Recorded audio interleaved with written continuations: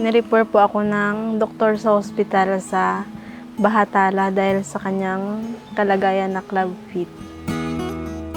Siyam na araw, pinunta po namin siya ng Bahatala.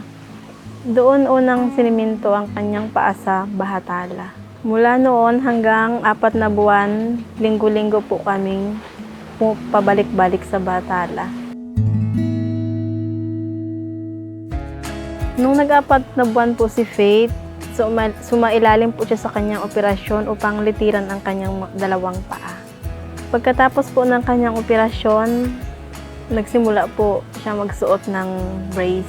Mula noon, bumabalik kami kada isang beses sa 2 linggo upang ma-check up po yung kanyang paa.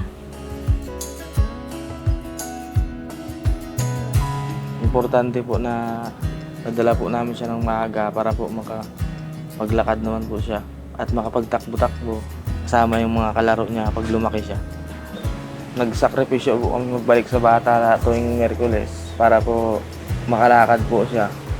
Si Faith po para sa amin, isa po siyang blessing. Makalakad man po siya o hindi, tanggap po namin siya kahit ganun po siya.